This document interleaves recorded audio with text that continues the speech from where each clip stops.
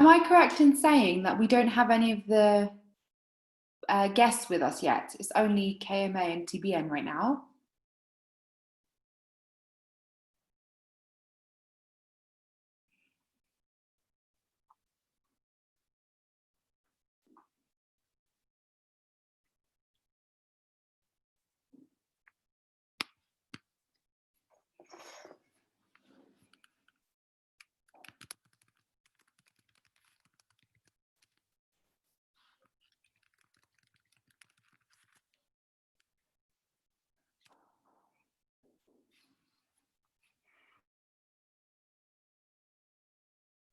I think so, Lucy.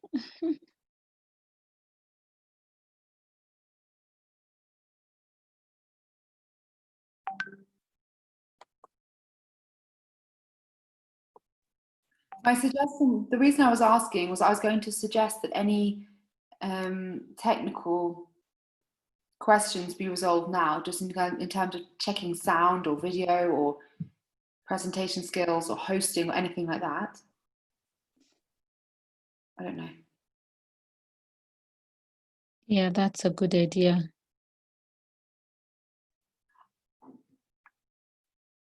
Oh no, I don't think it is. Sorry.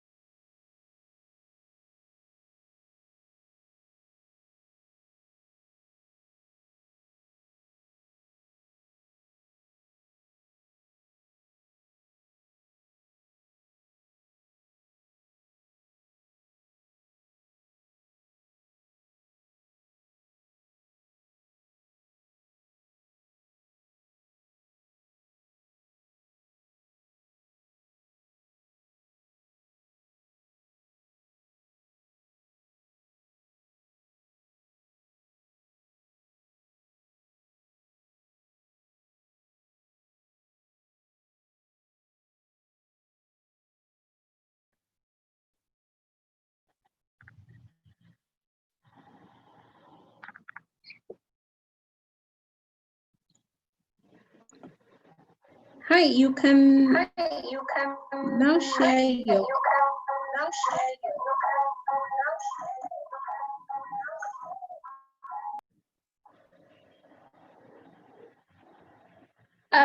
Lucy, are we okay?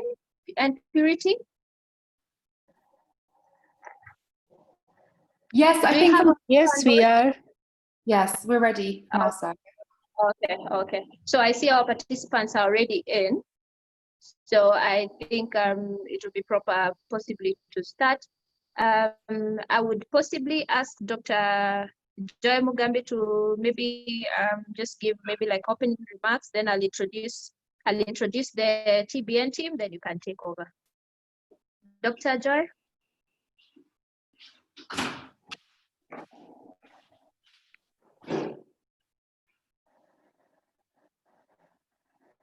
Dr. Joy Mugambi, are you with us? Thank you very much. Thank you very much, Dr. Liz. I am also settling down in terms of where I am. Thank you very much, TBN, for hosting this session today afternoon. It's a session I'm very interested in and would like to know more about.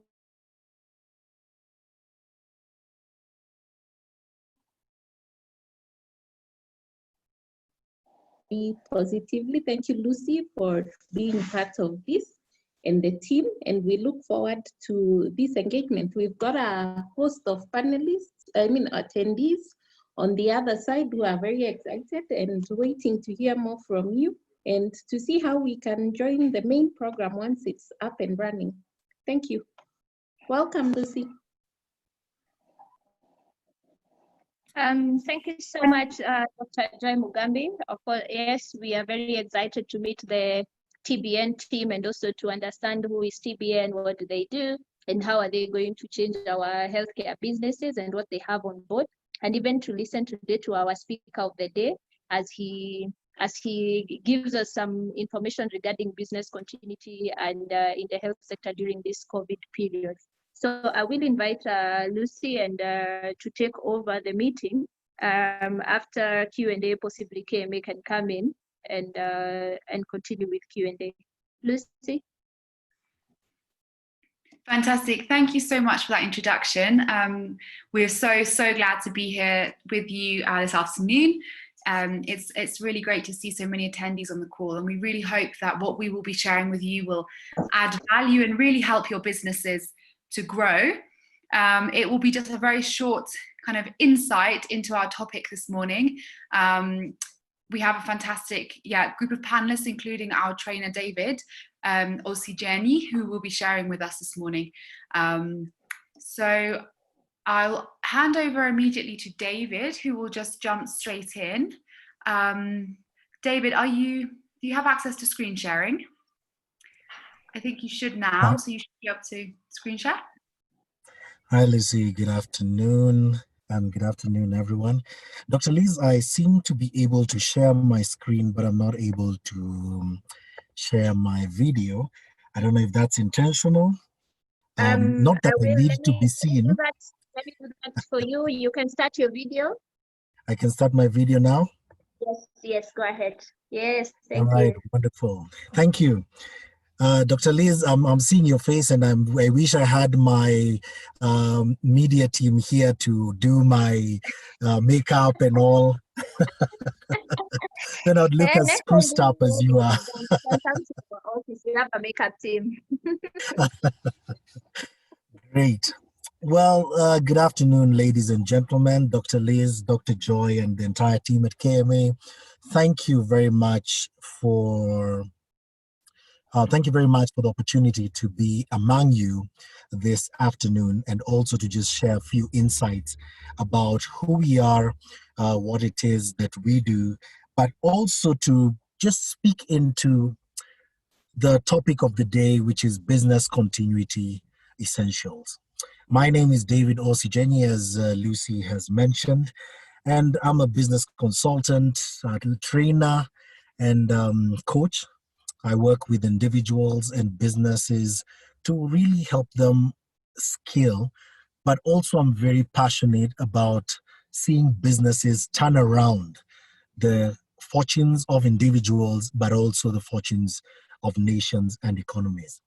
I believe that SMEs are at the backbone of turning around any economy, and especially in this time.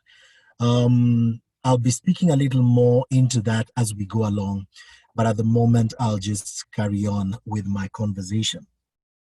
Now, today, we're speaking about business continuity essentials. And among the conversations you'll always hear whenever business people come together is about how hard business is. And of course, the conversation always stems from, oh, it's so difficult to do business. But having worked with business owners for a bit, I can tell you it's a conversation that comes from a space where people have found themselves in business without really having been prepared for the business space.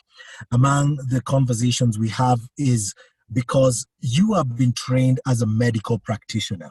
You went into business to solve problems around medicine and keep people healthy and hopefully alive for longer. But here you are now finding yourself having to push a business, to run a business, to manage people, to worry about finances, cash flow, inflows, outflows, and so on. And this makes the conversation around business a difficult conversation. But is business really hard? Let's see. Working with business owners over the last maybe about 3 years, having had a background in business development, I've come to the conclusion that many business owners find themselves in a space where they have not been prepared, neither have they been trained. And having been on the facilitating end and just listening to business owners express their frustrations about running business, I can tell you for sure that it's an environment that requires a lot of work. Of course, many business owners have then gone as far as trying to read more books, trying to increase their knowledge. Some have even signed up for business courses in different spaces. Is that enough? Well, let's look a little further. The truth is the space you find yourself is not unique to you as a business owner. Many business owners find themselves in that difficult position.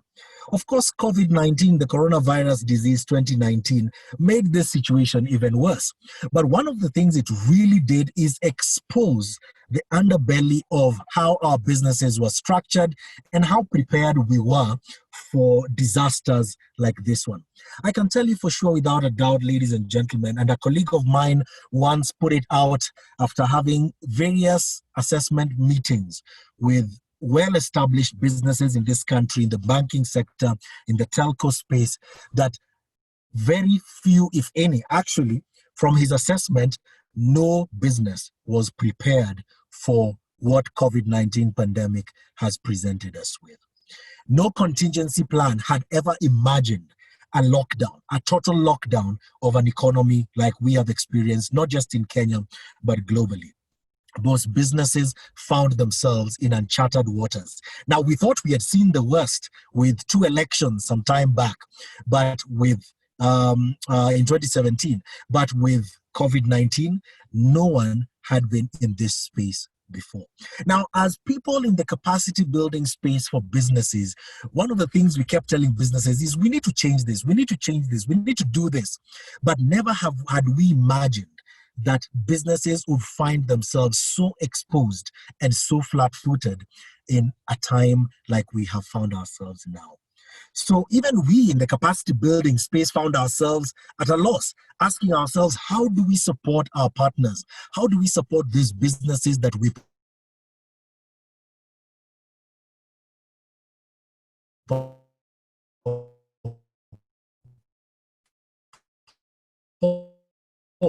to give buildings? If you can still hear me.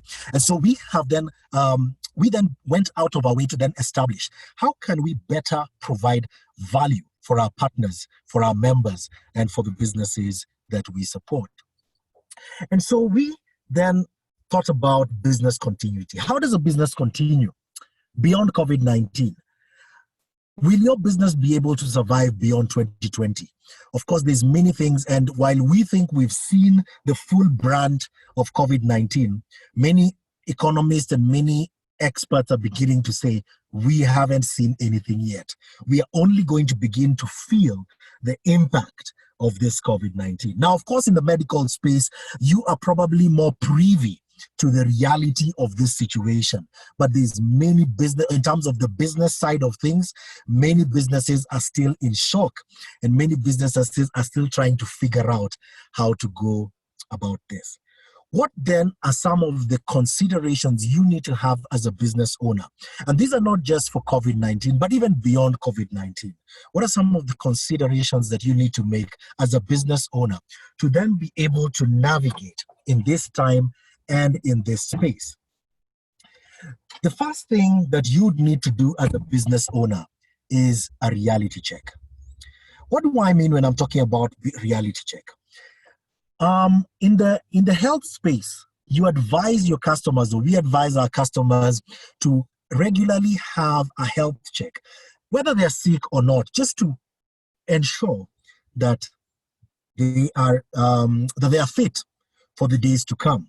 Now, I happen to also have conversations with individuals during coaching sessions about fulfilling your purpose. And one of the reasons we tell people to constantly have a health check is so that they can actually live long enough to fulfill their purpose. So similarly, you set up your business for a purpose. Will your business survive long enough to fulfill the purpose for which it was set up? A business health check. Is your business healthy? One of the things we talk about some of the things we talk about when we are referring to the business health check is the perspective of your surrounding. Does your business have perspective of what's happening in the surrounding? Now, when I've had conversations with business owners, among the things that have become clear is that many business owners run their business without a perspective of what's happening around them. What do I mean? I mean, when you're caught by surprise by market forces or economic forces that have been coming for a long time, a year, 2 years, 3 years, that's a sign that you're not paying attention or you don't have perspective of what's happening around you.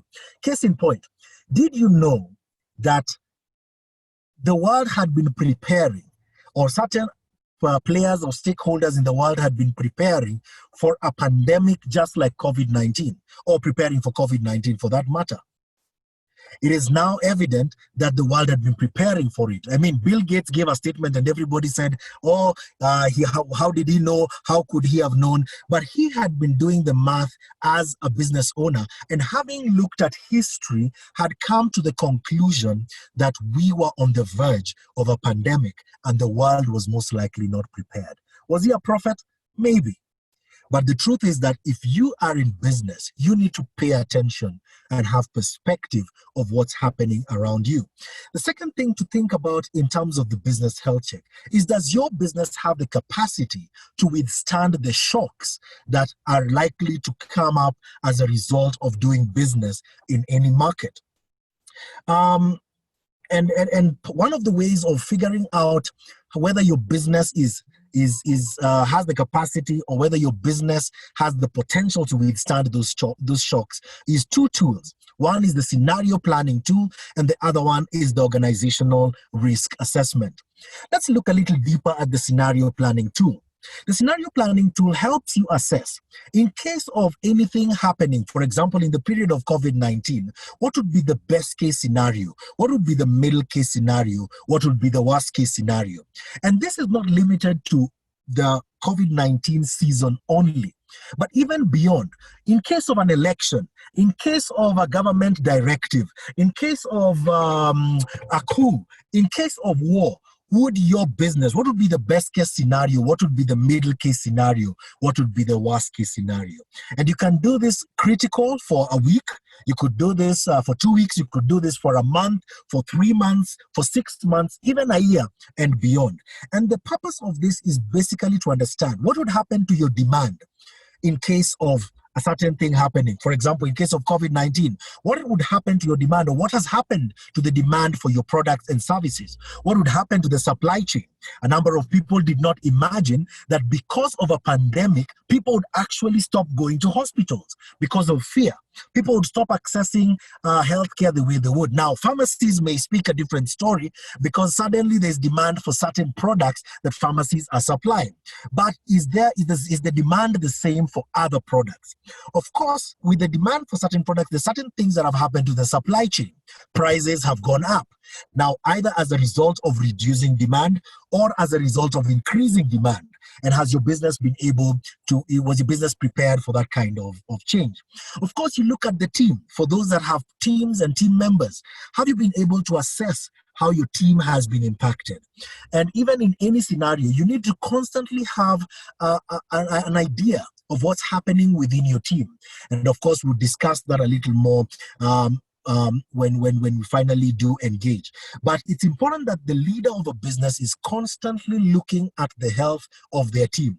Are people able to come to work? What challenges could they be facing personally and financially? Now, as a business coach or as a coach, one of the conversations that we're constantly having with team members and team leaders is coaching the whole person, where we are saying, don't just look at the person's performance at work. Their performance at work could be affected by something happening at home or something happening inside of them, whether it's mentally or it's physically. That could be affecting the way your team is performing. The other thing to look at in terms of your scenario planning or assessment is your facilities and infrastructure. Are your facilities, are all the facilities that you have still being utilized? Is the infrastructure that you've put in place still useful? Are there certain things that have been declared redundant? And if certain things have been declared redundant, do we repurpose them or do we do away with them altogether? One of our beneficiaries, or one of the participants in one of our programs, once said how she had just acquired school buses and then realized she didn't need them. She could have outsourced those instead of buying them. And so there could be certain things that you have acquired and spent money on that you really don't need to be having. So facilities and infrastructure, just checking the health of the business. Again, the other thing which is very critical in terms of assessing the health of your business is the cash flow and the revenue. All this come into the scenario planning because you say, based on COVID-19, how would this 5-6 things be affected as a result of this scenario? And you want to look at that in the best case, you want to look at that in the middle case, and you want to look at that in the worst case scenario. The next thing to look at in the business health check, remember there were two things, the scenario planning. The second thing is the organizational risk assessment. How exposed is the business? Of course, in one side, you're looking at whatever, if something were to happen in the environment, how would your business be, how would your business be impacted? Now, in terms of the organizational risk assessment, you're looking at how exposed is your business? How would your business be affected? A number of things to pay attention to would be access to finance. Are you still able to easily access finance? Now, whether that is loans, of course, we saw many banks, many financial institutions saying, we are not giving any loans to businesses of a certain size, or we are not giving loans to businesses, we're not giving loans to SMEs because we're considering this period too risky. We don't know how this is going to affect our business in the long run. So access to finance, are you still able to access finance? And what would that mean to your business? Then the other thing to look at is cash conversion. And when you talk about cash conversion, it's really about, are you able to collect for the services or products that you've already sold? Are you able to collect? Are your people able to pay you? Notice there's a correlation between cash conversion and demand. If the demand has dropped, the people that you had already served before, are they able to pay you? The people that have been your customers for a period of time, are they still able to acquire your product, and are they still able to pay at the same rate that they were paying before? The other question to consider is customers and revenue. The other point to consider is customers and their relation to revenue. Now, on one part, you're seeking to understand how the customers are doing. How are they being affected by this situation, or by the environmental forces? Remember, I said this is not limited to the COVID-19 period only, but this is something you want to do regularly to just keep a clear perspective of where your business is and how your business is doing, because this is the foundation of surviving but also thriving in difficult markets and in difficult times. So look at your customers. Take time to understand what challenges they're going through.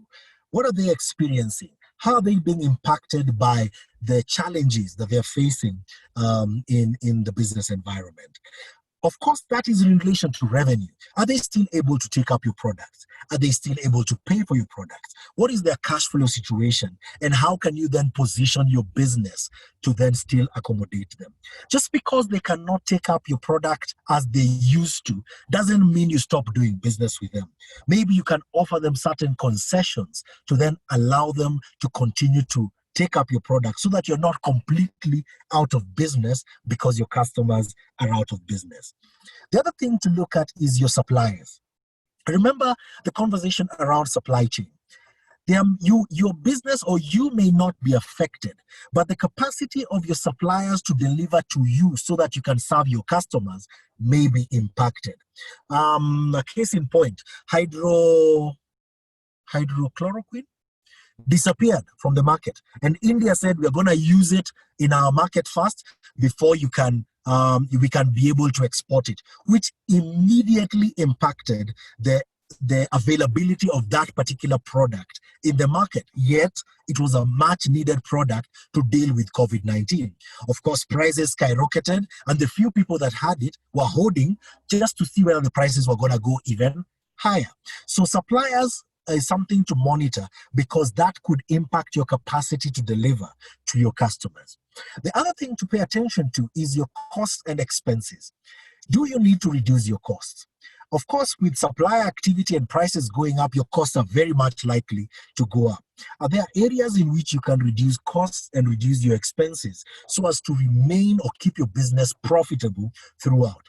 Now, one of the ways we say that you can increase profit is by selling more. But one of the ways, as we've worked with businesses, one of the ways that we've seen you could also increase your profit is by reducing costs. And many times this is easier than the increasing of sales.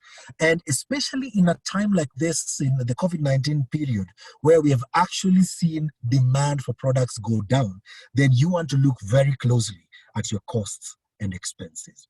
Close to that is your review of the team. Is your team still able to perform? If your team's performance has been affected, how has that been affected? Different people at different levels in the organization will be affected differently. You need to look at that as well and see how best you can support them or continue to support them, even though times may be difficult for the business. Now, of course, many businesses rush to, let's let people go, let's put them on unpaid leave. You also need to look at the legal aspects of that. But over and above that, you are providing a solution to a people. You are providing a benefit to a community. That one person working for you could be feeding various mouths. How do you continue to remain impactful in that space while still managing your business expenses and managing your business continuity? Of course, the last thing is infrastructure, still around organizational risk assessment. What is some of the infrastructure that you don't need to continue to keep? What are some of the infrastructure that by being declared redundant, your business suddenly begins to face challenges around viability and so on and so forth? So two key things around the business health check. One is the scenario assessment, and then the planning around that. And number two, organizational risk assessment.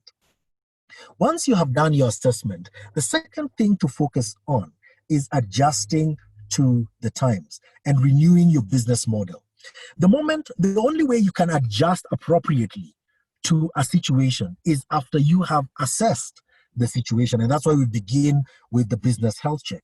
Once you have seen how your business will be impacted, you have seen your risk and your exposure, you can then revisit and review your business model. Your business model, when talking about reviewing your business model, we're basically referring to the what, the how, and the who of your business. What problem is your business solving? Because you set out to solve a certain problem. What problem is your business solving? What are you solving? Who are you solving that problem for? Because I believe there's a certain customer that you had identified that you felt if we can solve this problem for these people, then we can earn money. I think it is Miles Monroe that says, you're remunerated for the value of let me get that right. You're remunerated for the value of the problems that you're solving. So if you're solving big problems, then you're remunerated a lot. If you're solving small problems, then you're remunerated a little. However, you could solve small problems for many people, or you could solve big problems for a few people. Whichever way, if you're solving a problem, then you get paid. So the problem that you're solving, when you look at the business model, you begin by asking, what problem are we solving? Who are we solving that problem for? That is the customer. What is the solution that we are offering, which is the product and the service that you're offering? You also want to ask yourself, how do we best capture the interest of the customer? And this is basically the message that you put out there that tells the customer, hey, we have the product or the solution for your problem. Next to that, we will talk about how to get your product or service to them. And this is where you're looking at the channels, or how to get your customers to your product or service. Like COVID-19 has taught us, they don't have to always come to us, we could go to them. So how do you get your product or service to the customer? So the different channels through which they can access your product or service. You also want to assess how do you use the factors that favor you. Regardless of the size or the age of your business, there are certain things that favor you as a business owner or as a business leader. How do you use those factors to your advantage? Okay, for example, your experience as the founder, or your partnerships and your networks. How do those factors favor you? The other thing to look at will be the cost structures. How or what costs do you have to incur? Notice the choice of the words "have to incur" to keep your business moving or to even acquire business. So you want to assess your cost structures, all this in reviewing your business model. Then last but not least, assess how and when you make money. I like to say, and it's a favorite statement of mine, that if your business is not making money, what you're running is a hobby. Why do I say so? Because there's many business owners today that because they're seeing money coming into their account, they think they're profitable. But when you look critically at your revenue model, or how and when you make money, you may realize that you're just a conduit. The money comes in and goes out, but you're not making any money. So in reviewing your business model, you want to assess how and when you make money. Number one is the business health check. Number two is remodeling and reviewing your business model. And then number three is, in regards to the new normal, realigning business system to maximize on the available opportunities. Now, the new normal is something that has been used in the COVID-19 time a lot. But you realize that when you have gone through the first two steps of assessing your business and reworking your business model, the operations of the business enter a new normal.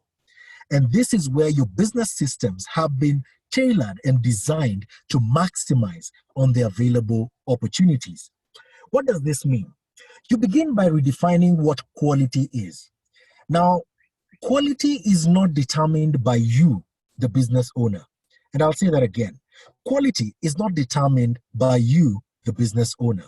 It is actually determined by the customer who consumes your product. What do I mean by this? All of us eat food. All of us appreciate food. However, there are certain people that will eat their lunch from a kibanda, and there are certain people that will eat their lunch from the Serena. What is the difference? Are they all eating food? Yes, they are. But their definition of quality is different. And so as you have positioned your business, what is quality in regards to your customer? And your customer is defining quality. What is that quality? And are you meeting that definition of quality? We keep going back to the customer because you've set up the business so that you can address a specific need to a very specific customer. It's the whole conversation around customer segmentation. It's about quality. So based on your definition of quality, what systems have you put in place to ensure you're always churning out quality? Okay?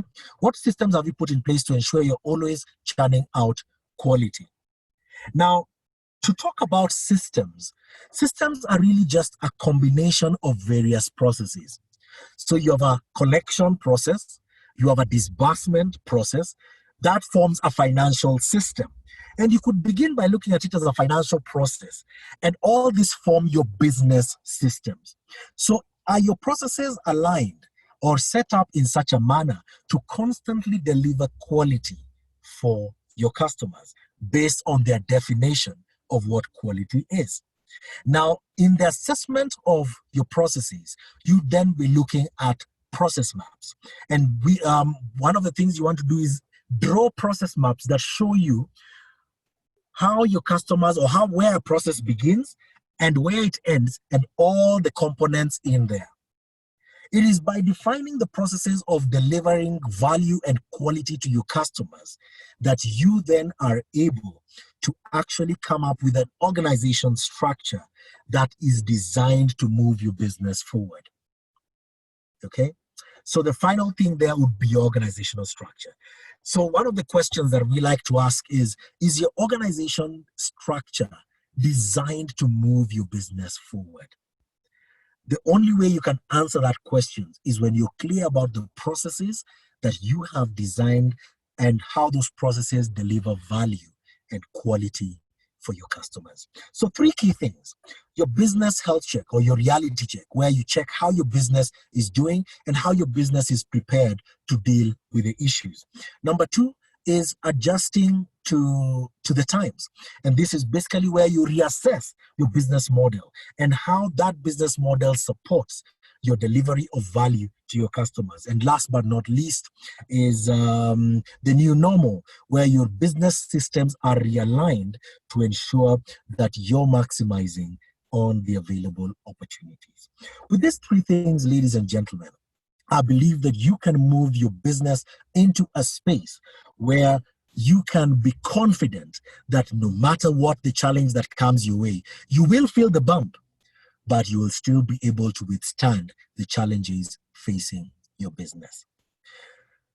So it's for this reason that we at TBN have come up with the Business Continuity and Recovery Program, which is really designed towards supporting businesses to move forward, but also be able to withstand the difficult circumstances of the environment and be able to take take themselves and their customers to new levels. Our focus is really to help businesses not just grow, but scale. So at TBN, that's our key focus. And I just want to now go to a place where you not only hear it from me, but we always believe in hearing it from the horse's mouth. So I have 3 entrepreneurs in the room at this moment who would speak to us about their experience. And I want to begin with Specky. Specky of Machakos Orthopedics. Specky, are you there? And I'll request our host to just allow Specky to be able to speak, so that then we can... Yes, I'm here. All right, wonderful. Specky, over to you. Okay. I'm So sorry, I'm Specky, in a noisy share with place. us what your experience has been going through the TBN program, and what has been the value that you have obtained. You have about 3 minutes to do that.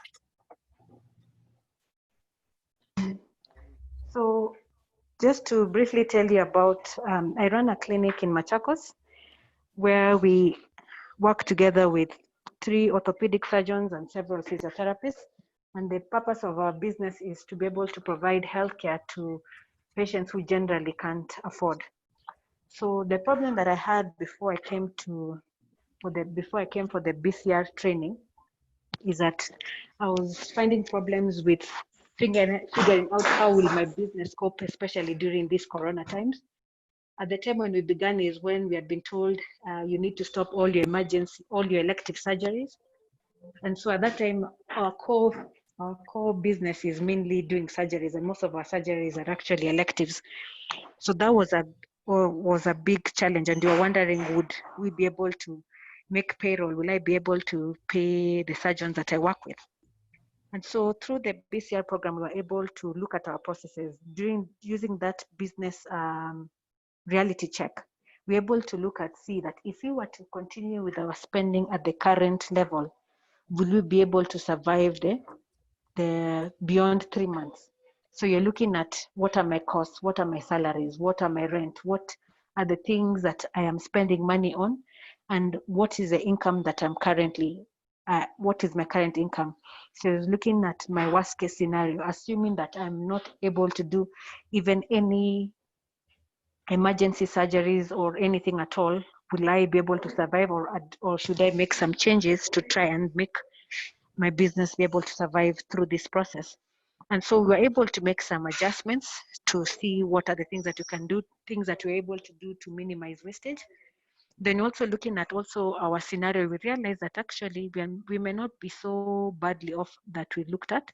And so the scenario planning was able to give us some hope that even when we make these changes, we can be able to survive beyond 3 months. and see how we can make those changes. The other thing that was also important was also seeing what our business model could change. So we realized that our main way of seeing patients was seeing them face to face, as in having a physical consultation. So by using, by looking through our business model again, we're able to change that. And even though we're not able to have our clinics and patients were not able to come, we're able to use telephone consultations, we're able to use video consultations for things like physiotherapy and still be able to give care to our patients. And then also looking at our processes, we're able to see some of the places where are causing problems. We had done process maps before, but then this time it was different because we're able to see what are the things that are actually making me waste time on, which are not necessarily beneficial to the business. And so seeing it that way, doing the process maps again and reviewing them constantly was able to see us. As you say, if you are doing work and you're not able to collect, then it doesn't make sense why you're doing, why you engage in that income generating activity. I remember David usually says, if you cannot be able to get paid for what you're doing, it's just a hobby. And so that was a big reality check for us. And so we're able to look at what are the controls that we have to ensure that the money, the work that we're doing, we're actually getting paid for. And so we had to put in things like internal controls, like cashless policy. We don't accept cash in our business, but now enforce it. And then also, what is our credit policy? How long can we allow you to have our debt? And if you don't have our debt, do we have the guts to actually stop certain clients who are some of the hospitals? And so we're able to implement some things like that. So these are some of the learnings that we're able to have through the business reality program, but also through the coaching, you're able to see some of the blind spots. Like we realized that we had problems with some of the contracts we were having. And so through coaching, we're able to see and be able to fix out some of those issues. Yeah. Thank you. Thank you very much, Dr. Speki Nguku from Machakos Orthopedics Clinic, all the way in Machakos. Dr. Kibata Giveko, I don't know if you're on the call, or is it Giveko Kibata? Dr. Kibata, are you on the call?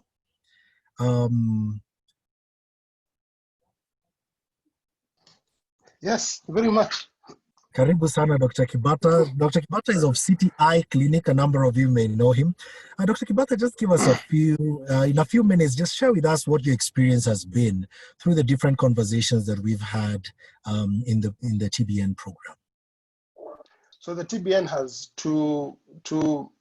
I would say two major components. There is the group setup or the class setup, and then there's the one-on-one coaching. Now, the group setup is great because there's a cohort of doctors, so you're with colleagues who are facing very similar contexts and very similar problems, very similar mindsets. And so the conversations are really, really useful. They really strike home. They're really relevant. You don't even realize the day ending. They're usually full day, but you wonder just how short that day is. Two, they are really on point. There's no big theories. We are dealing with the issues we deal with day by day. Staff, how do you hire staff? How do you fire staff? Legal things, cash flow issues. What's your break-even analysis? Things that no one ever taught a doctor. I laugh sometimes when I realize that when I was put in charge of my first hospital, I did not know the difference between an invoice and a receipt. And I tell people that and they think, how is that possible? But we don't even have 1 hour of business in the entire training from undergraduates to masters. And then you're almost invariably will be in charge of a private clinic or a hospital or a dispensary, whatever it is. You have to run a business. The second component is one-on-one coaching. And I think those have been very, very useful because then it's one-on-one and you're able to really pour out the pain points and have somebody who is unemotionally attached think through and help you think through the issues that you're facing. And these are people who are not trying to please you. They're not trying to, make you feel happy. They're not your patients. They're not, they're just looking at you from a business point of view and saying, this doesn't make sense, this makes sense. A good example, my last coaching session, which was 2 weeks ago, or was it a week ago, was about risks and who signs my checks. And what if I'm not there, and how would the business continue? And we actually formed a plan on how check signing will be and how we're going to mitigate those risks. So I believe strongly that every doctor should go through this program, because every doctor will be in charge of something. It's either department, it's either full business, you are running your own clinic. And two, every doctor is handling cash, and sometimes a lot of cash. And without basic financial planning, you really can be made a fool of, or you will make a fool of yourself by really wasting money and not using it wisely. It's been a great experience. I already have told half of my doctors that they're joining this program, Wapende Wasipende, because I just think, I wish I went through this after my undergraduate. I think I would have made very, very different decisions, and I would have made much better use of my revenues. Let me stop there. Thank you. Thank you very much, Dr. The reason I'm laughing as Dr. speaks is because we've had many interesting conversations, and sometimes we laugh together, even as we realize just how critical some of these things are and how easily business owners can take them for granted. I wanted you to hear from these two individuals, because when you hear it from other business people you know, people you respect, that have gone through some of this, that have gone through the same challenges you're having, then I need not say anymore. And as I wrap up, I just want to then bring this to a close. At TBN, we believe that businesses, and specifically SMEs, are the answer to poverty across Africa. And for this reason, we put together a program specifically to address those businesses that are focused on changing the lives of people, providing real solutions to people, but also having a real impact and economic impact on the lives of others. So on the one hand, you're producing a product or a service to a market, but on the other hand, you're also creating jobs for people. How then can we make this process better? How can we make it easier? How can we make it more bearable? But also, how can we come alongside you to help you grow and take your business across geographical lines? Because of this passion, we are constantly looking for partners that we can work with, and that's why today we are speaking to you in partnership with the association, because we are constantly looking for like-minded organizations that we can work with, organizations that already have a membership that is focused on delivering value to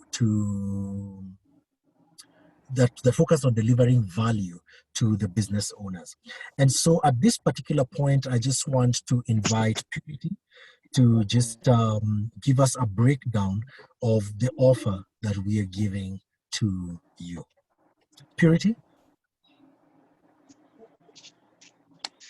Thank you, David, and thank you for just the whole presentation, and very captivating, and just getting to understand what this business continuity is about. So first, I'd like to clarify that due to COVID, we've changed how we have structured our program. So normally we have the whole day, like Dr. Kibata said, but now because we cannot do in-person trainings, we've been doing 2 hours per week for a period of 3 weeks, and then we utilize the 4th week of the month for coaching. So that is the new model, and that's what we'll be offering you. So we'll be requiring 2 hours of your time every week for 3 weeks. Then on the 4th week, we'll have another 2 hours of one-on-one coaching where we can be able to break down whatever it is we covered in class or whatever other pain points. And just like David has said, we are here partnering with Kenya Medical Association, and we have this great offer for you. We are saying that we want you to continue and recover from COVID. So we are offering you this at half the price. On a normal day, our program costs $118,800. So half the cost is actually $59,400. So would ask you to take up the offer, because this is for you, it's for the members of KMA. And over and above this, we are saying that if you actually sign up within the week, that is until Friday, we are going to give you a further 10% discount. So that will give you, that will make us charge you 53 for 60. So it's an encouragement to actually sign up and actually reach out to us, reach out to Purity, reach out to David, reach out to Lucy, who is on this call and should be posting the link.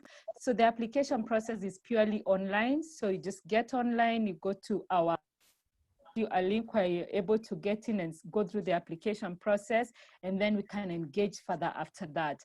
So we are looking forward to such a great engagement with each one of you who is on this call. And we really want your businesses transformed. That's really the heart of each one of us at TBN. And we believe that's the same with Dr. Liz and the rest of the KMA leadership team. They just want the business owners in this forum to just become better and better, and for their businesses to survive and thrive over and beyond COVID. Thank you very much.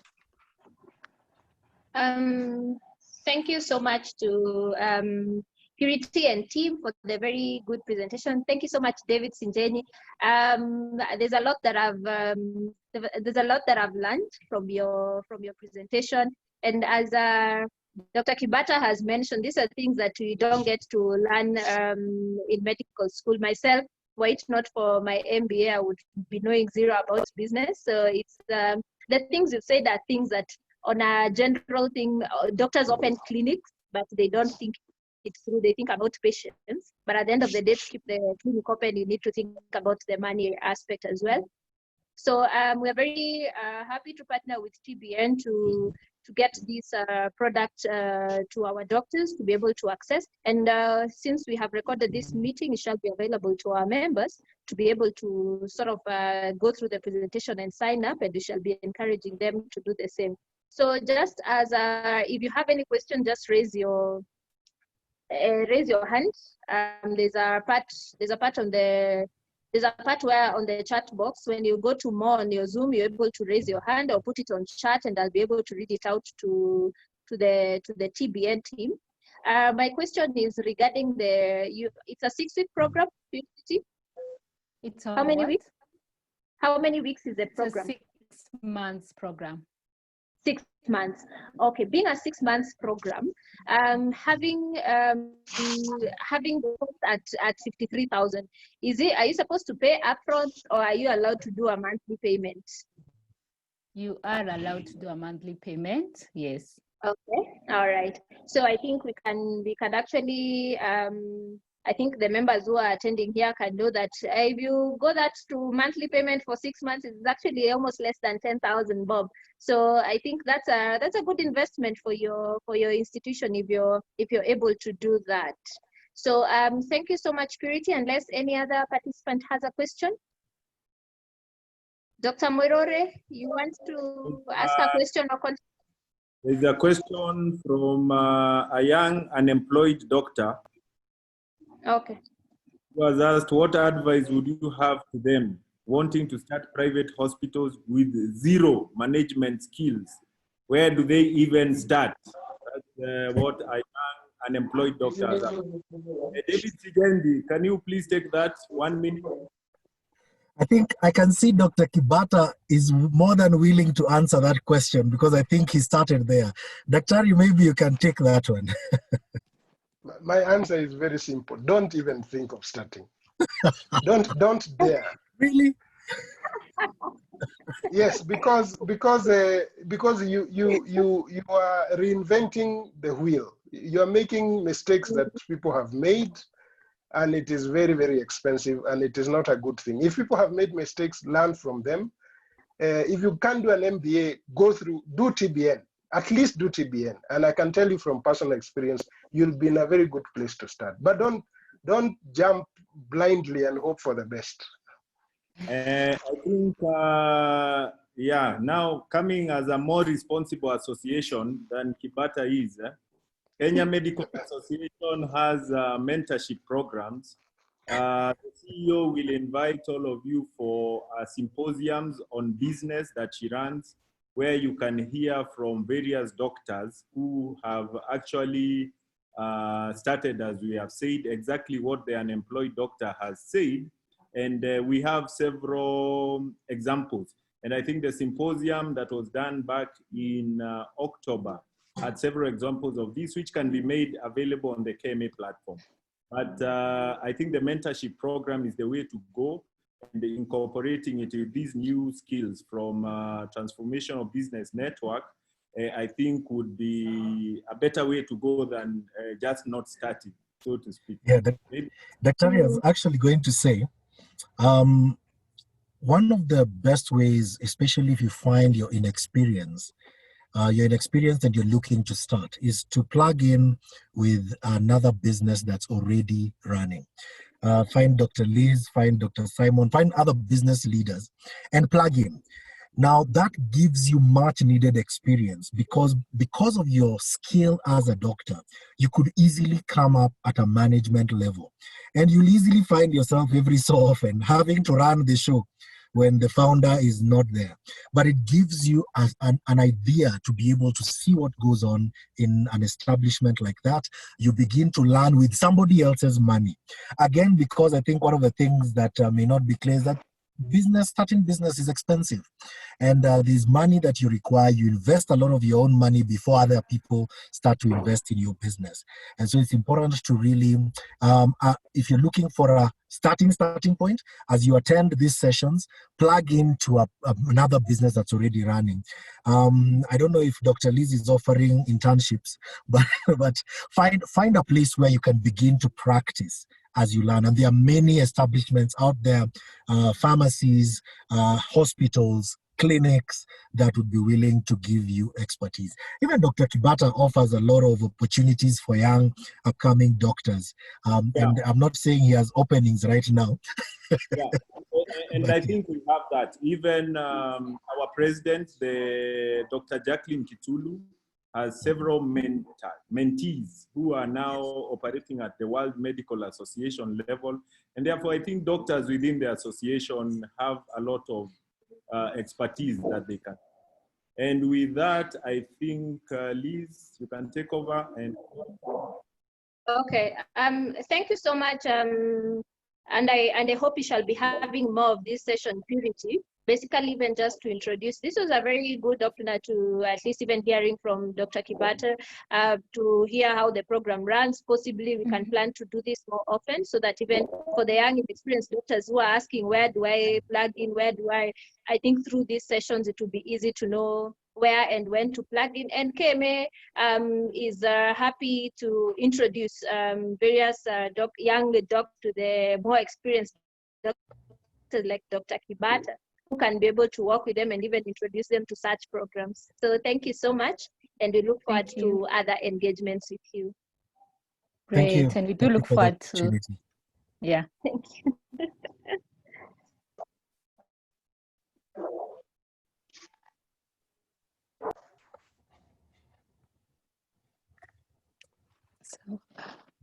So I think I'll just mention that if you're interested in taking this up, you can reach out to me or Lucy. Our emails are on the chat. So there's lucy.get@tbnetwork.org and purity.wainaina@tbnetwork.org. For more information and any other questions that you may have about this, we are more than willing to engage further. Thank you. Thank you.